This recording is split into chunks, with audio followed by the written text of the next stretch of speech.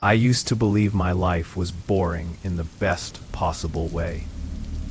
Weekdays at a regional insurance office off Route 9. A small second-floor apartment above a dentist's office that had shut down years ago.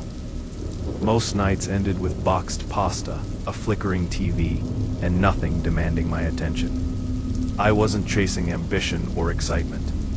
I liked routine. Routine felt safe. That's why I can't stop replaying that night. Because it began so ordinary. It almost hurts. I grew up not far from where it happened.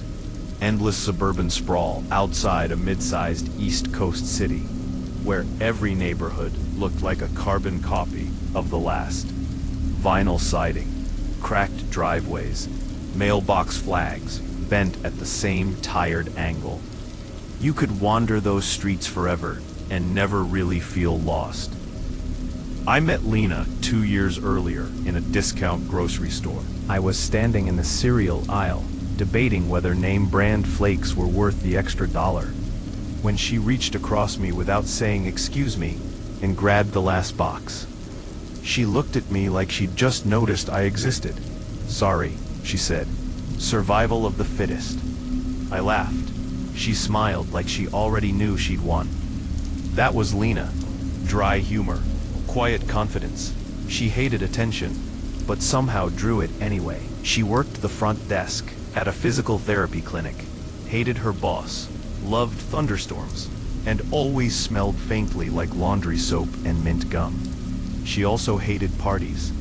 So when a coworker I barely knew invited a group of us to a low-key drinks house party in Hollis Glen, something already felt wrong. The message came through a group chat, which should have been my first warning. I almost declined. Lena noticed me staring at my phone. "What's up?" she asked. I told her. She hesitated, chewing her lip.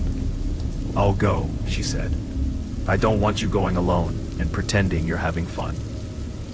That should have been my second warning. We drove out around 10. The neighborhood was quiet in that dead suburban way. Streetlights humming, sprinklers ticking, no real signs of life. The house was bigger than I expected. 2 stories, white siding, fake stone trim around the doorway.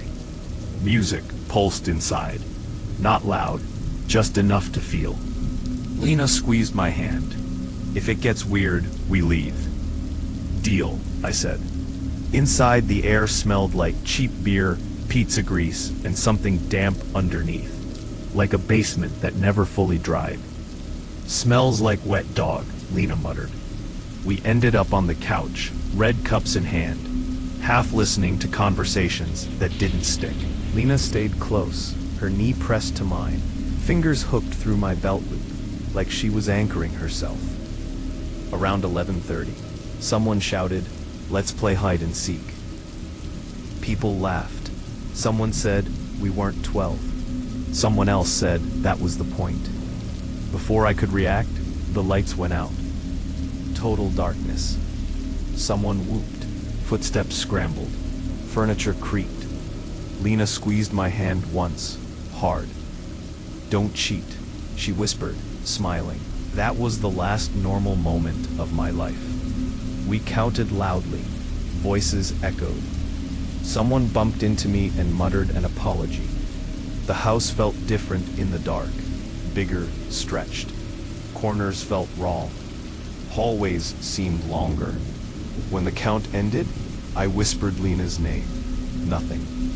Laughter drifted from upstairs. A door slammed. Someone giggled. 10 minutes passed. Then 15. The lights snapped back on. People groaned and blinked. Someone stepped out from behind a shower curtain to applause. Someone complained about hiding under a bed. Lena didn't come back. I waited. Then I checked upstairs. Empty rooms, open closets, a half-finished puzzle on a bedroom floor. I texted her, no reply. Her phone battery had been low earlier, so I told myself not to panic. My chest didn't listen. I started asking around. "Have you seen Lena? Blue jacket, shoulder-length hair." blank stares. One guy said, "Who?" A girl laughed awkwardly.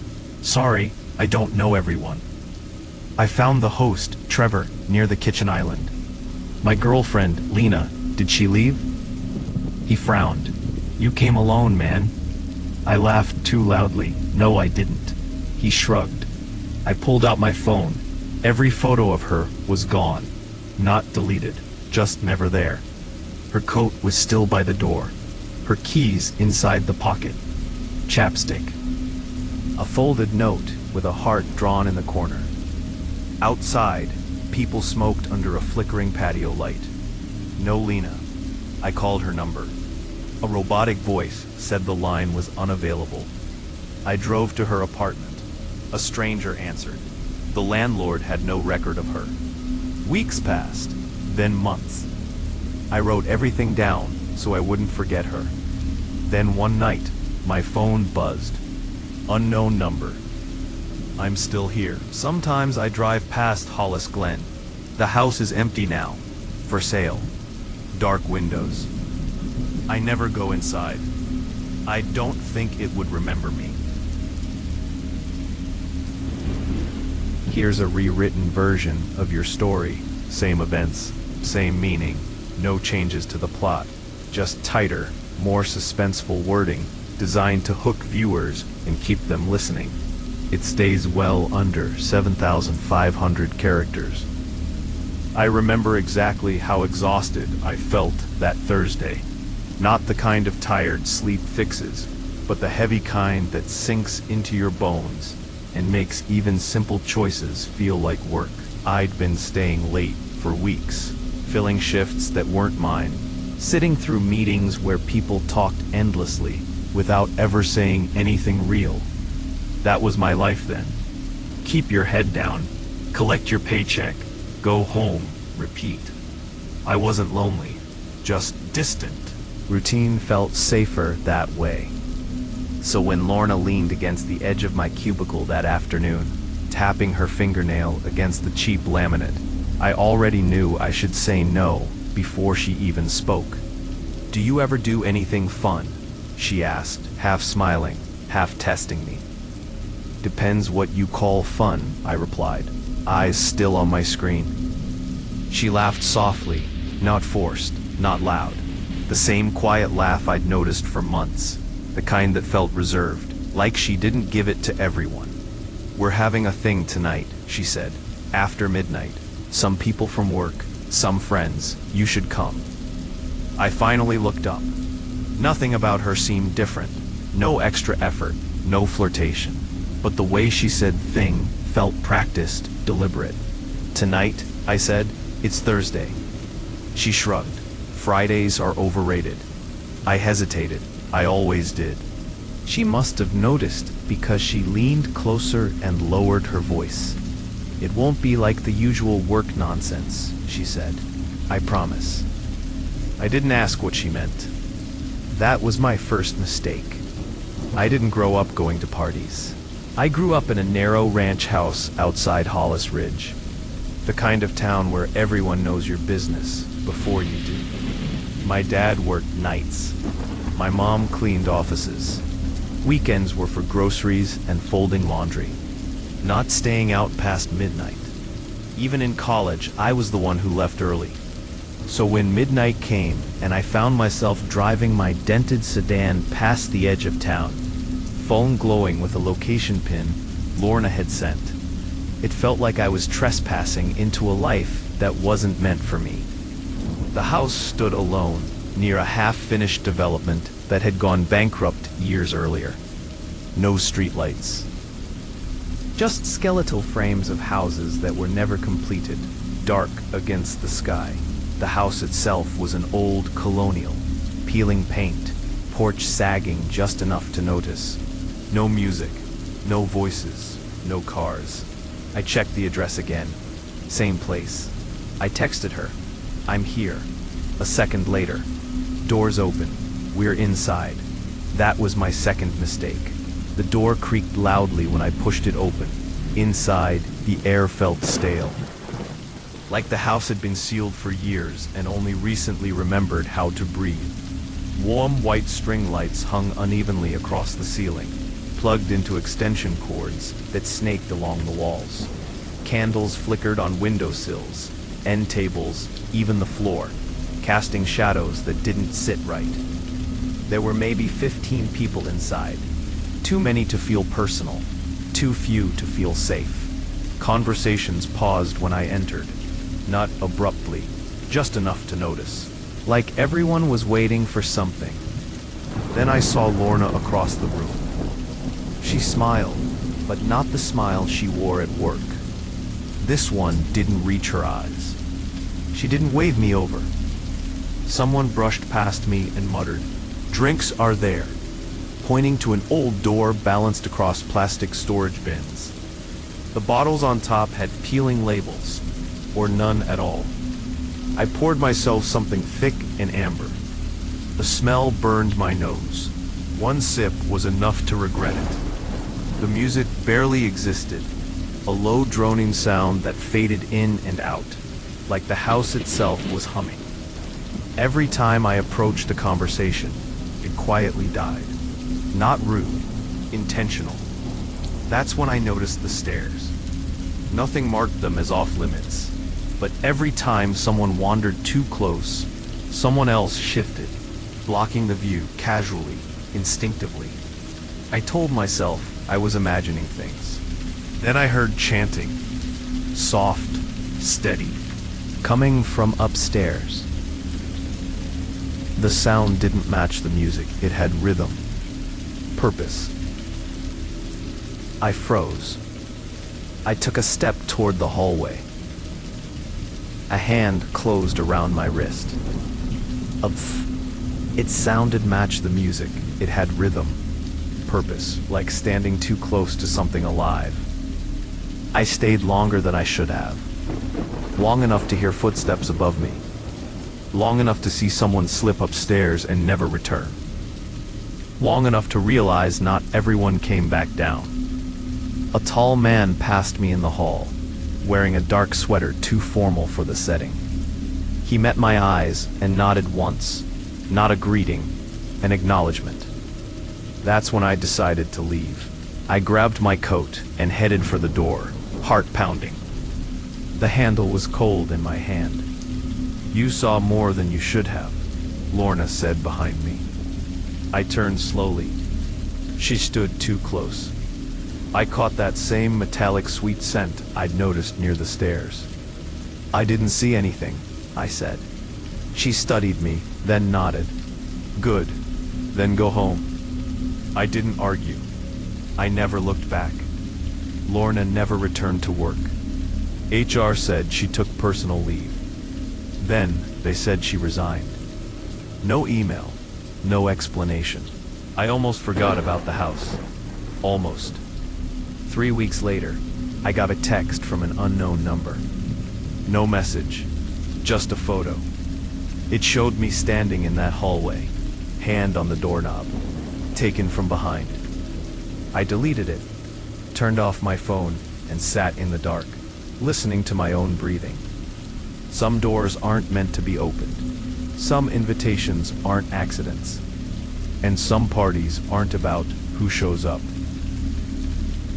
They're about who's allowed to leave. I never intended to throw a party in that house. I'm not that person. I like quiet spaces. I pay rent on time.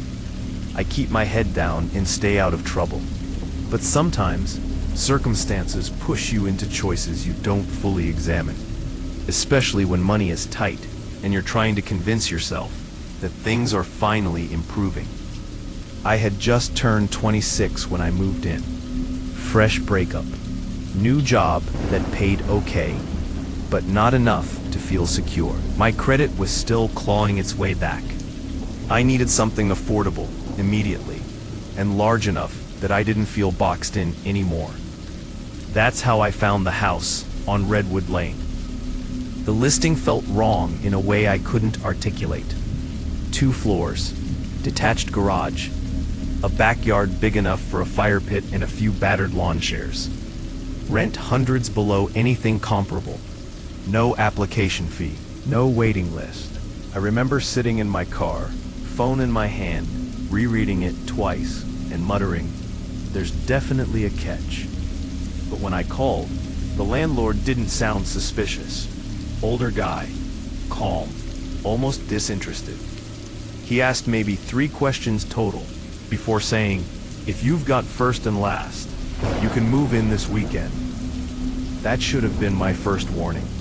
I moved in with Kellen and Roar, guys I'd known since community college. Not close friends, but reliable. Kellen worked construction.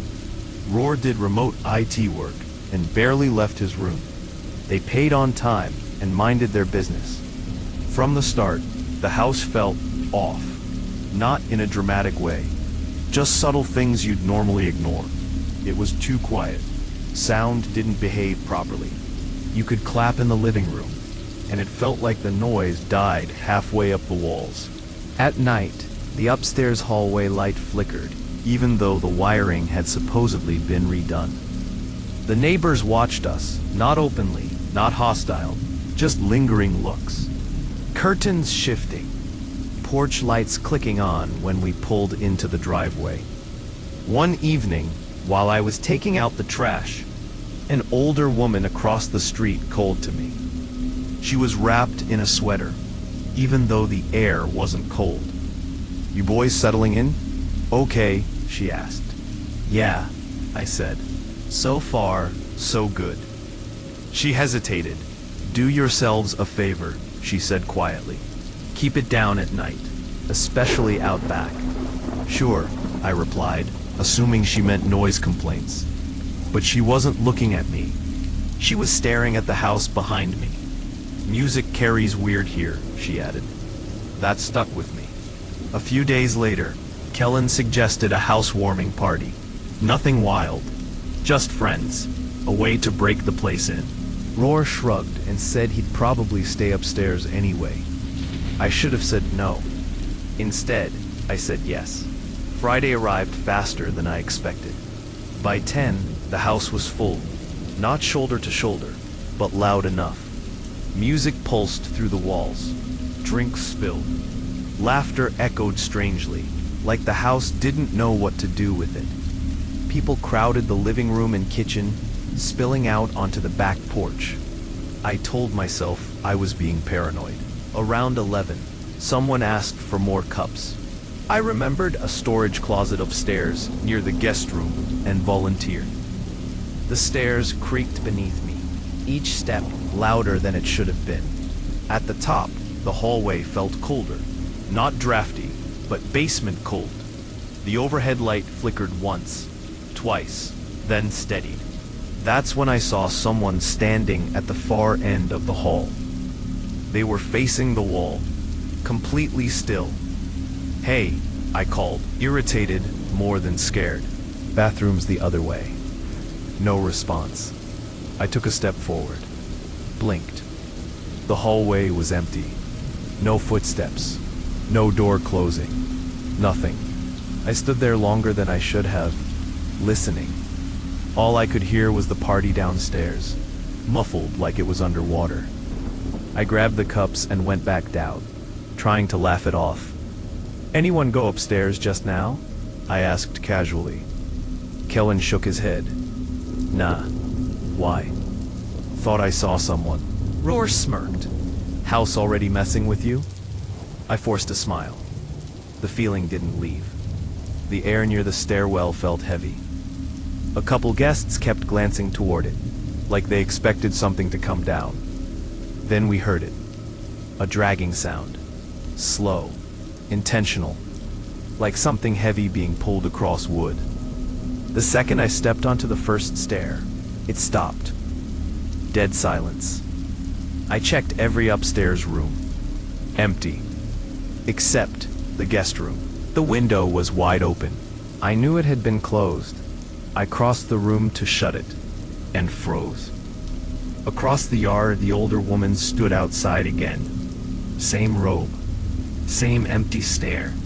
Watching the house. Not waving. Not blinking. I slammed the window shut and backed away. That's when I heard whispering. Not words. Just breath pushing through a throat that hadn't used language in a long time. I didn't tell anyone. Not yet. Then the scream came from the backyard.